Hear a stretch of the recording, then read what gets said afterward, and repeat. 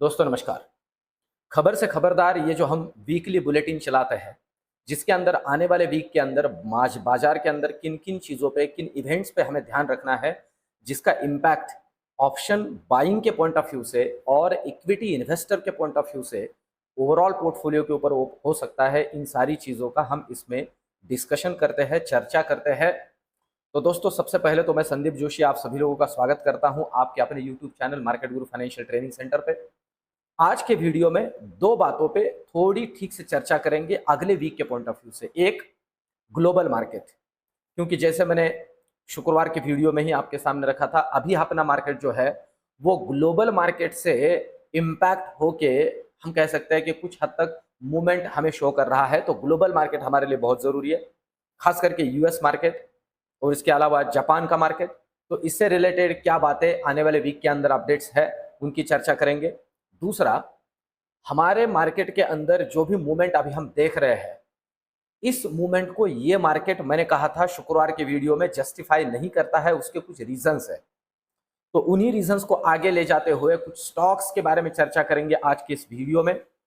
तो दोस्तों आखिर तक इस वीडियो में मेरे साथ बने रहिए, बहुत ही काम का वीडियो होने वाला है।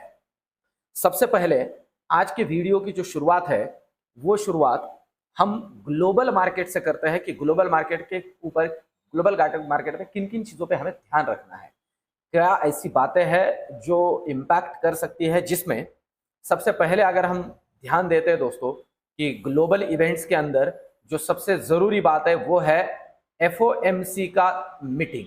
पहली बात मतलब जो फेड मिनट्स जिसे हम कहते हैं, वो उनकी जो मीटिंग है वो होगी। और दूसरा, जापान का इन्फ्लेशन का डेटा आएगा। ये दो चीजें हैं। अब इसमें सबसे बड़ा पेंच कहाँ फंसा हुआ है, क्या दिक्कत है, तो मैं थोड़ी डिटेल में आपके सामने रखने की कोशिश करता हूं, क्योंकि रविवार का वीडियो हमारा थोड़ा नॉलेज पॉइंट ऑफ व्यू से वर्कआउट होता है।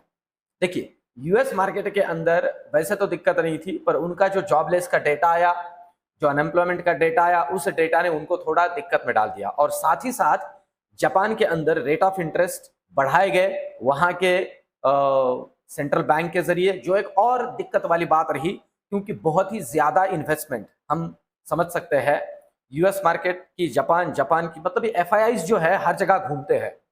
तो अब दिक्कत वहां ऐसे हुई कि जो येन का प्रॉब्लम था, मतलब उनके लिए येन जो है वो अब दिक्कत पैदा कर रहा था, जो भी ग्लोबल इन्वेस्टर्स है, बड़े इन्वेस्टर्स है उनके लिए, क्योंकि वहां रेट ऑफ इंटरेस्ट बढ़ाए गए, ज्यादा इंटरेस्ट रेट बेयर करने की नौबत आ गई थी। तो इन सारी चीजों को ध्यान में रखते हुए ये एक फेयर क्रिएट हुआ था और तगड़ा, एक तो जापानीज मार्केट भी पिटा और यूएस मार्केट भी, और उनके साथ साथ हम भी थोड़े करेक्ट हुए। अब क्या चीज है, अब क्या दिक्कत है, या किस तरह से आगे की बात हमें ध्यान रखनी है। देखिए, जैसे यहां दिया है fair of reversal in yen carry, जो येन कैरी किया गया था उसके रिवर्सल का जो फेयर था वो अब कम हो रहा है। रीजन क्या है? रीजन, सबसे खास रीजन है दोस्तों, जो कि हम लोगों ने भी लास्ट वीक में कहा, उसी लिए यूएस मार्केट संभला लास्ट वीक में, और उसी को देखते हुए हम लोगों ने भी एक अच्छा खासा बाउंस बैक दिया। क्योंकि जो 2 दिन की बात, मतलब 15 अगस्त की छुट्टी थी, उस दिन भी यूएस मार्केट तगड़ा ऊपर था, फिर 16 अगस्त को भी ऊपर था। ये दोनों दिन ये ऊपर इसलिए रहा कि कुछ बातें जो है अच्छी हुई। सबसे पहले तो एक बात जो थी वो थी फेड का इन्फ्लेशन का डेटा। ठीक है, एक था फेड का इन्फ्लेशन का डेटा, दूसरा था रिटेल सेल्स का जो फिगर है वो भी यूएस का अच्छा आया। एक तो फेड इन्फ्लेशन जिसे हम CPI कहते हैं, ये भी थोड़ा सेटिस्फाइड था, मतलब कर रहा था, और दूसरा रिटेल सेल्स का डेटा ये भी अच्छा आया। ठीक है, और साथ ही साथ जो जॉब का डेटा है वो भी एक्सपेक्टेशन से ठीक था। इन सारी चीजों को कंसिडर करते हुए यूएस मार्केट में एक जो डर बैठ गया था फिर से एक बार कि भैया रेट कट की संभावना तो भूल जाइए, वो थोड़ा जगह पे आया है। और उसी का परिणाम हुआ कि जापानीज मार्केट भी संभला और साथ ही साथ यूएस मार्केट भी संभला। तो साथ ही साथ और इसमें एक छोटी सी बात है कि जो 10 ईयर G-Sec बॉन्ड यील्ड है वो भी सुधरते हुए दिख रहा है।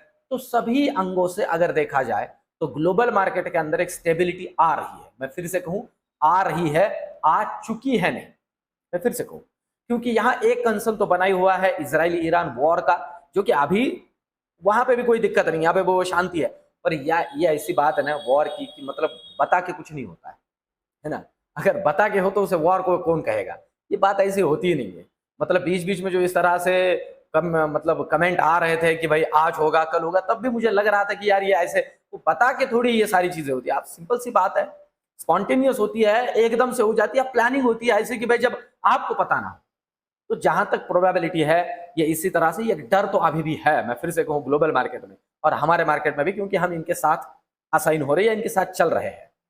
अब अपने मार्केट के अंदर दो तीन बातें हमें देखनी जरूरी है। ये तो ग्लोबल के पॉइंट ऑफ व्यू से मैंने आपको क्लियर किया, फेड मिनट्स है, और साथ ही साथ फेड मिनट के साथ साथ पॉवेल साहब इस वीक में अपना भाषण भी देंगे।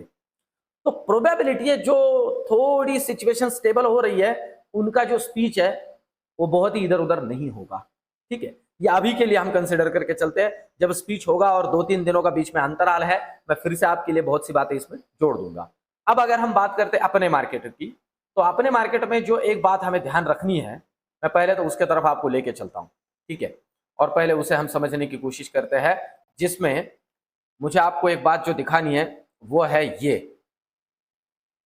अगर हम यहां देखते हैं तो शायद से आपको एक बात यहां दिख रही होगी, और वो है FII DII का डेटा। देखिए यहां एक बात समझने जैसी है, और वो FII DII का डेटा। अब ये क्यों समझने जैसी है, मैं ये भी आपको क्लियर कर देता हूं। ये भी बात समझने जैसी है कि ऐसा क्यों है कि ये जो डेटा है इसे हमें थोड़ा ठीक से ध्यान में लेना पड़ेगा। उसका रीज़न यही है, और वो रीज़न है, हम महीने की अगर बात करते पूरे मंथ की, तो ये है FII का बिकवाली, और ये है DII का खरीदारी। आपको पता है लास्ट वीक की ही अगर बात की जाए तो इन्होंने कुछ 8.5 थाउजेंड करोड़ के आसपास बेचा है, और वही FII DII ने कुछ 10.5 थाउजेंड के करोड़ खरीदा है। आप समझ रहे हो, ये तो वीक की बात, मतलब ये पूरे महीने की बात हुई, पर ओवरऑल अगस्त महीने को छोड़ दिया जाए, मतलब पहले एक वीक को छोड़ दिया जाए, फिर भी DII का खरीदारी FII से भी ज्यादा है। मतलब आप समझ रहे हो, इस मार्केट को हम होल्ड कर रहे हैं, DII के पास इतनी ताकत है। पर कुछ बातें चिंता वाली है, और उन्हें मार्क करते हुए अपने मार्केट के अंदर बुलिश रैली को हमें ट्रेड करना है। मैं फिर से कहूं इस वीक में, क्योंकि बुलिश हम सोच रहे हैं, पर ये बुलिश कब टिकेगी उसके कुछ रीजंस बताता हूं, और एक एडिशनल बात भी इस वीडियो के आखिर में जोड़ूंगा, जो कि इसका पार्ट वैसे नहीं है पर काम में आएगी। तो क्या रीजंस है आपके सामने रखता हूं। देखिए 3 स्टॉक्स के ऊपर हमें ध्यान रखना है, ठीक है, 3 स्टॉक्स के ऊपर हमें ध्यान रखना है स्पेसिफिकली, और मैंने वीडियो के अंदर भी जोड़ा है, वीडियो के अंदर भी जोड़ा है। सबसे पहले HDFC बैंक, सबसे पहला है HDFC बैंक। हमें एक तो HDFC बैंक के ऊपर ध्यान रखना है। क्यों ध्यान रखना है, क्योंकि आप देख सकते हो ये है रेजिस्टेंस का लेवल, आप देख सकते हो ये रेजिस्टेंस का लेवल है, और जहां पे अभी ये आके रुका है, मैंने कहा है 1635 इज द रेजिस्टेंस लेवल, 1635। अगर ये निकाल देता है तो नेक्स्ट रेजिस्टेंस है 1650। आपके सामने ही है ये वाला जो आपको दिख रहा है, ये 1650, ये रेजिस्टेंस ही है। यहाँ रेजिस्टेंस, यहाँ सपोर्ट, मतलब ये लेवल मैटर करती है। अगर ये निकाल देता है ना, तो ये निकलेगा 1670 की तरफ या 1700 की तरफ ऊपर के लिए, पर ये अभी हर्डल है, और अभी जहां रुका ये भी रेजिस्टेंस वाला लेवल है। ये निफ्टी और बैंक निफ्टी दोनों को इंपैक्ट करता है। और मैं आपको बताऊं, लास्ट जो रैली हुई, बुलिश रैली, अभी शुक्रवार के दिन, उसमें इसने पार्टिसिपेट नहीं किया है, खास पार्टिसिपेट नहीं किया है, इसलिए इस पर ध्यान रखना है। दूसरा जो हमें ध्यान रखना है, सोमवार या नेक्स्ट वीक के पॉइंट ऑफ व्यू से, तो ये रैली सस्टेन होगी, इस बात को अच्छे से समझ लीजिए। निफ्टी के लिए HDFC बैंक, और बैंक निफ्टी के लिए HDFC बैंक और ICICI बैंक, ये दोनों। अब आप देख सकते हो ICICI बैंक का रेजिस्टेंस है ये आपके सामने है, अभी ये रेजिस्टेंस पे आया भी नहीं है, और ये है 1200 की लेवल। अगर ये 1200 की लेवल निकाल देता है तो ये आगे ट्रैवल कर सकता है, पहले 1230 के लिए और दूसरा 1250 के, ये इसका जर्नी आगे का हो सकता है। पर अभी ये एक तगड़े रेजिस्टेंस के ऊपर है, अभी आया भी नहीं है वहां तक, ये एक दिक्कत है। बैंक निफ्टी के पॉइंट ऑफ व्यू से इन दोनों को ध्यान में रखना है। निफ्टी के पॉइंट ऑफ व्यू से एक HDFC बैंक को, और दूसरा इसका ही सबसे बड़ा साथीदार, इसके ऊपर भी ध्यान रखना है, वो है ये। आप देख सकते हो ये भी रेजिस्टेंस के ऊपर है। और एक खास बात बताऊं, लास्ट फ्राइडे के बुलिश रैली के अंदर इन तीनों ने भी पार्टिसिपेट नहीं किया है, अच्छे से ध्यान रखिए, इन तीनों ने भी नहीं किया है। आप देख सकते हो ये भी इसका मल्टीपल रेजिस्टेंस है। पहले तो बताऊं ये रेजिस्टेंस है, अभी यहां तक ये भी पहुंचा नहीं है, समझ रहे हो। और ये मल्टीपल रेजिस्टेंस है इसका, आप समझ लीजिए 2965। वैसे 67 भी कंसिडर 70 भी कंसिडर कर सकते हो, पर 2965 ये रेजिस्टेंस कंसिडर करके चलिए। ये वहां तक अभी आया भी नहीं, वहां आने के बाद की बात है, इस बात को भी अच्छे से समझ लीजिए। इससे अगर ये काट देता है तो फिर हमें 25,000 के पॉइंट ऑफ व्यू से फिर से तैयारी करनी है, या अच्छे से ध्यान में रखिए एग्रेसिवली बुलिश बनना है, तब तक नहीं बनना।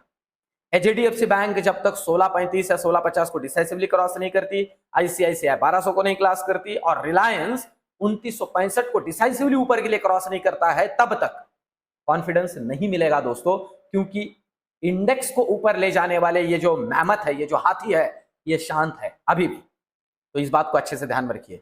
और जो एक मैंने आपको कहा था कि इस वीडियो में एक बोनस जोड़ूंगा, वो बोनस है दोस्तों ये लास्ट वाला। इसके बारे में बहुत से लोग पूछ भी रहे हैं, बहुत से लोग अभी ईगर भी है कि करना क्या है, और ये है HAL, हिंदुस्तान एरोनॉटिक्स लिमिटेड। क्या करना है? एक तो सबसे पहली बात है दोस्तों, ये जो इसके अंदर आपने एक मूवमेंट देखा है, मैं आपसे कहूं ये जो मूवमेंट देखा है उसका रीजन है इसके अंदर अनाउंस जो हुआ है एक ऑफर फॉर सेल। वो ऑफर फॉर सेल अभी रिसेंटली फिर सारी चीजें सामने आएगी, उसके वजह से ये थोड़ा सा इस पे करेक्शन हमने देखा है। इसके अंदर क्या करें मैं आपको कहूं, ये भी एक मल्टीपल रेजिस्टेंस पे आके रुका हुआ है। आपकी जानकारी के लिए जोड़ दूं 4800 ये इसका एक मल्टीपल रेजिस्टेंस बन रहा है, जहां पे ये आके बार बार रुक रहा है और यहीं से नीचे निकल रहा है। एक बड़े बड़े मूव्स इस लेवल के आसपास मिल रहे हैं, ये अभी तक वहां आया नहीं है, तो शांति से बैठे रहे, तब तक इसके अंदर कुछ ना करे, ऐसे मुझे लग रहा है। मैं फिर से कहूं दोस्तों, ऐसे मुझे लग रहा है कि अभी इसके अंदर हमने शांति बनाए रखनी चाहिए। ओवरऑल अगर मार्केट के अंदर एक रैली नीचे के लिए बनती है तो ये और नीचे आएगा, पर अगर ये इसके ऊपर निकलता है तो ऊपर के लिए कॉन्फिडेंस बनेगा। जब तक ये 4700 से लेके 4800 के बीच में है, सॉरी 4700 के बीच से, मतलब 4700 से 4800 के बीच में ये 100 पॉइंट में खेल रहा है, तब तक शांति बनाए रखिए। तो ओवरऑल दोस्तों इसके ऊपर HAL के ऊपर मैं एक सेपरेट और डिटेल वीडियो लेके आऊंगा आपके लिए कि आगे का डिफेंस और HAL का किस तरह का फ्यूचर हो सकता है, किस तरह से मूवमेंट हो सकता है, किस तरह से काम कर सकता है। तो आशा करता हूं आने वाले वीक के लिए निफ्टी और बैंक निफ्टी के लिए किन फंडामेंटल पॉइंट्स पे हमें ध्यान रखते हुए काम करना है, ग्लोबल और माइक्रो और मैक्रो फैक्टर्स किस तरह से इंपैक्ट कर सकते हैं, ये मैंने आपके सामने ठीक ठीक रखा होगा। ओवरऑल दोस्तों ये मेरा वीडियो, ये एनालिसिस आपको कैसे लगता है कमेंट करके जरूर से जरूर बताइए। वीडियो को लाइक जरूर कीजिए, क्योंकि रविवार के दिन भी ये जो एफर्ट्स है सिर्फ आपके लिए लेता हूं, तो आप छोटा सा एफर्ट्स लीजिए, वीडियो को लाइक कीजिए। मिलते हैं नेक्स्ट वीडियो में, धन्यवाद।